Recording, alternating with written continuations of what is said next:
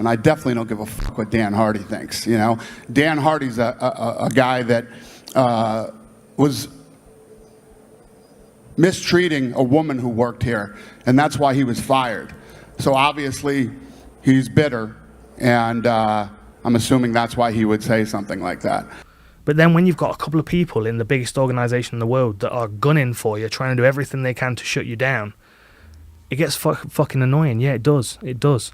Alright, so Dan Hardy is a former UFC fighter turned former UFC commentator and analyst who, in my opinion, was conspiratorially set up to be fired from the UFC by Dana White, and I'll explain why I think this throughout this video. But for those of you who don't know Dan, even though I never thought he was the best fighter or anything, he was a great heel for his era, and his shtick definitely worked on me because I used to love to hate this guy when he was competing. Then Hardy became a commentator for the UFC, and this is where I really grew to love him as an on-air personality. But in my opinion, Dan's crowning contribution to the world of mixed martial arts was his series Inside the Octagon that debuted on the UFC YouTube channel in 2016. I shit you not, I still think that this is the best content that the UFC has ever produced. Dan's ability to break down fights, along with that cool-ass TV thing that they had that let him draw the arrows and the circles, was so much fun to watch, and I learned so much about how fighters fight from this show. Alright, so where did things go wrong? Why was Dan fired? And why has Dana White taken every opportunity to drag his name through the mud since? Well, the first incident that put Dan in hot water with the UFC is very famous. If you're watching this video, you already know exactly what happened here. In July of 2020, during the finishing sequence of Francisco Trinaldo versus Jai Herbert, Herb Dean had one of his famous moments of bizarre indecision, and instead of stopping the fight when Herbert was clearly knocked out, he encouraged Trinaldo to keep fighting. You can clearly see that Trinaldo didn't want to hit Herbert anymore and only started punching his lifeless corpse when Dean said that the fight wasn't over. This is a terrible moment in the history of MMA reffing. I would seriously put it up there as amongst one of the worst referee stoppages of all time, and both Dan Hardy and Paul Felder immediately started yelling at Herb, urging him to stop the fight. Oh! What a knockout! Oh! It's not over. Come on! It's not over. Stop the fight! That's the second time now, Dan. Ronaldo gets the win by knockout. That's two times now. You can even hear Dan and Paul mention something along the lines that this is the second time that night that Herb had stopped a fight late. And it's true, because as bad as this stoppage was, Herb actually had another terrible stoppage earlier that same night when Tanner Boser had to beat Rafael Pessoa within an inch of his life in order for Herb to step in. And in the Boser versus Pessoa fight, you can clearly hear Paul Felder literally pleading to Herb from the commentary booth to put a stop to the fight. That's it. Boser's gonna get the finish! And he's that's over, Rev. That's big shots. It's knockout number 2. So what I'm saying is, on this night, Herb put up a legendarily bad showing as a UFC referee whose job it is to protect the fighter's health and safety, and he did such a poor job that evening that 2 of the commentators couldn't help but voice how terrible he was doing. And especially after Herb's bonehead decision with the Trinaldo versus Herbert stoppage, I can see why both Hardy and Felder lost their patience with this guy. Immediately after Herb stepped out of the octagon following Trinaldo versus Herbert, a very famous clip was born showing Dan and Herb in a heated argument, obviously getting into it over how Herb handled the stoppage. This is where things start to become messy, because according to Dana White, Dan approached Herb and started yelling at him and said that Dan's behavior was disgraceful and publicly warned all UFC commentators that getting up in a ref's face will get you fired. If you work for me and you approach a judge or a referee or any type of official, I will fire you. You will lose your job. You will never work for me again if you do that. If you work for me at any capacity and you approach a referee or judge or an official, I will fire you that night on the spot. That can never happen here ever again. But the thing is, Dan's side of the story is that Herb was the one that approached him, and it was Herb that started the argument. And of course this becomes a he said situation, but I definitely feel like I believe Dan's side of the story, seeing as in the video clip you can clearly see Dan standing right at his desk with his empty chair right next to him. Not only that, Dan has explained in detail about how this situation went down, and in true Dan Hardy fashion even draws out the sequence of events to show that Herb was the one who got up in his face and not the other way around. To put it into context, and I'm never going to fucking talk about this again because I'm so sick of it. I'm here. I'm down at the bottom here. The guy that's filming is filming from that direction. Herb's announced the winner. He's come out of the door, which is there, and he's come down the steps. His seat's over here. And Dana, if you're watching, pay attention. He came around and stood in front of my desk and put his fucking finger over my desk, and he was complaining at me. Okay, but why would Dana lie about this? I mean, Dana isn't really known for being a truthful and honest person anyway, but why would he try to paint this situation so that Dan was the aggressor? Well, according to a video that Hardy posted to his YouTube channel, he was told prior to all of this happening that Dana wasn't a fan of the accents of the British commentators and found them hard to understand, and according to Dan, this was why Dana was looking for a way to push him out of the UFC. I was told at the open weigh-ins for Masvidal Till that Dana wasn't keen on the British broadcasting team, mainly because he can't understand what we're saying. I also know that he just wasn't keen on the British commentary team generally because it's not his taste. And this is Dana's show, so everything that goes on is to Dana's taste. So I already knew that I'm kind of like, maybe not.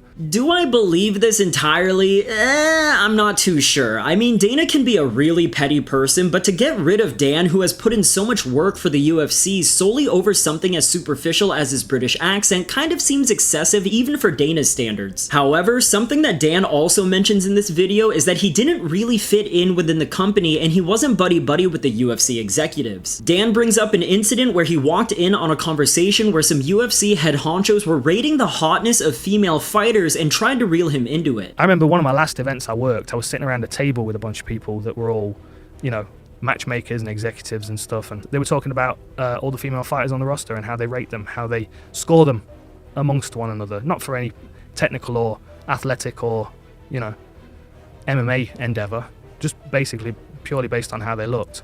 So they now want to know who I think is the hottest woman in the UFC, and I'm not fucking playing this game. So I go, Don Madge, he's a good-looking dude. He's got them good cheekbones, model features. Don Madge, he's a good-looking dude. And immediately the table was like, this is kind of weird. And I just felt like I just reflected their shit back at them. Because what they were saying was making me feel uncomfortable. You can talk about what you like.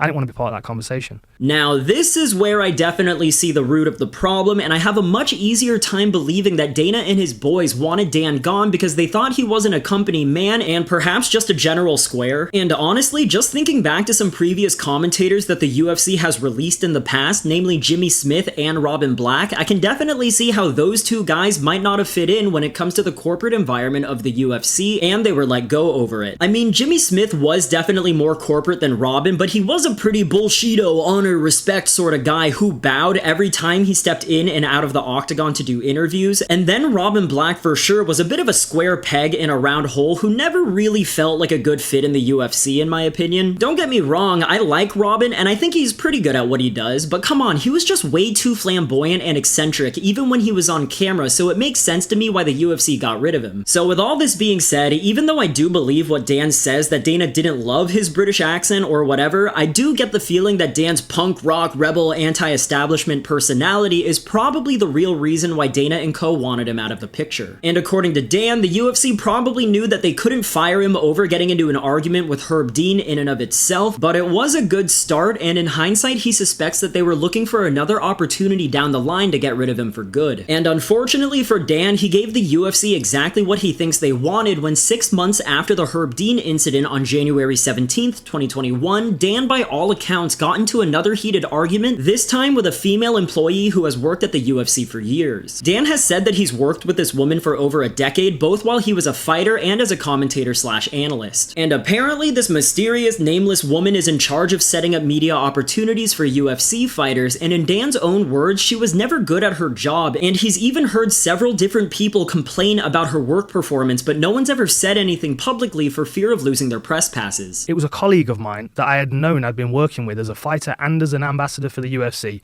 for probably 12-15 years. And I'd made several complaints about the fact that she was just not very good at her job. Like she was lazy. She would not connect fighters with the media. I got so many complaints about it, and I still, to this day, I am constantly hearing about it and how obstructive and difficult she is to work with. Like, I'm not making this up.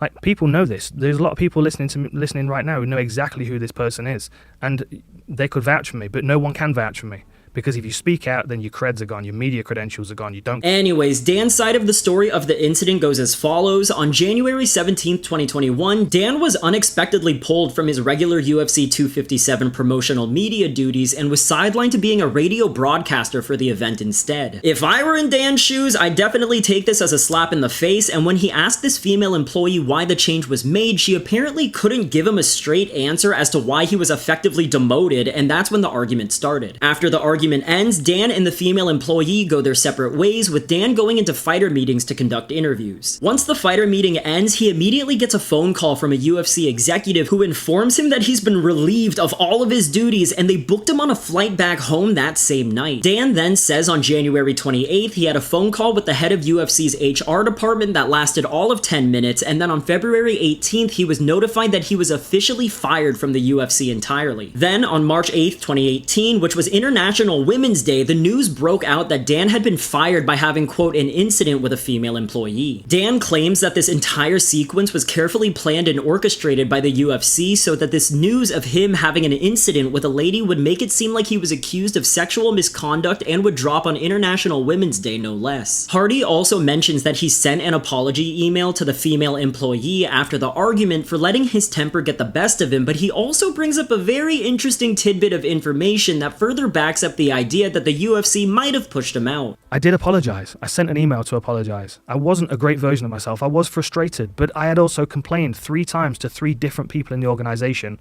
that she was disconnecting me from work that I was supposed to be doing.